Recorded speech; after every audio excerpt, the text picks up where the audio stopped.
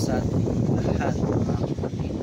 Ako muli si Inyo Bernal sa Batch 3 ng aming daily devotion. At ngayong araw, pag-uusapan natin ay kung ano ang kahalagahan ng kasama natin ng Diyos o ang presence. At ang ating scripture ngayong araw ay mula sa Psalm chapter 39 verse 7 to 10. Sinasabi sa ating scripture ngayong araw, "Whither shall I go from thy spirit, or whither shall I flee from thy presence?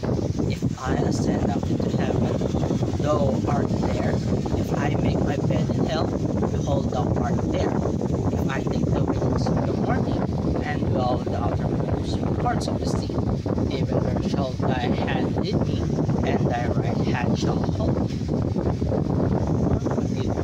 Sa sobrang busy natin sa ating araw-araw na buhay, sa school, sa work, sa social media, mga deadlines, errands, ay minsan hindi natin agad nadaalala na mayroon na tayong kasama natin ng Diyos sa bawat hakbang natin ginagawa at pang araw-araw na buhay.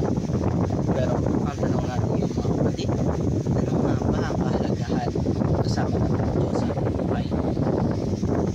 Ang sagot dito ay napakalalim ng kapatid, pero napaka-important dahil ito ang tinatawag natin ng presence.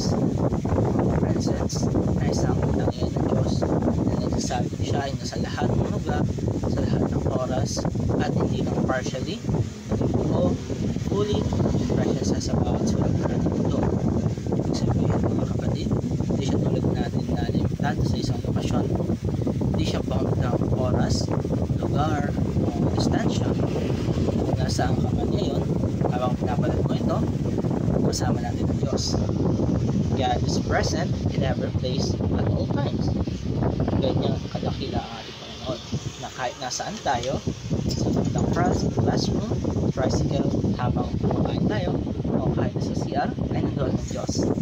Sabi nga ng Psalm chapter 139, kahit daw nasa langit tayo, o kahit sa pinakamalalim ng malilang na parte ng mundo, ay naroon siya.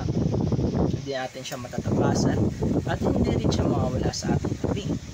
Kahit na feeling natin na sobrang layo natin sa kanya, ay hindi siya mawawala sa ating tabi. Siya ay palagi na makakasama. God's omnipresence is our daily comfort. Pag ating naisip na lagi na rin ang Diyos, di ba tayo nakakagana natin pagkakalaman na hindi tayo nag-iisa sa bawat natin pinagdaanan, sa ating bawat takot, sa bawat pagsubok, kasama natin siya.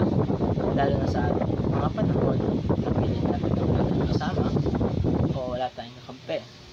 Lagi na natandaan ng lumahan na ito na God is with you. Hindi siya passive na observer. He leads, He comforts, He strengthens us. And last is, God is our most intimate relationship. Feeling na kahit hindi tayo magsalita ay may taong nakakaintindi sa atin.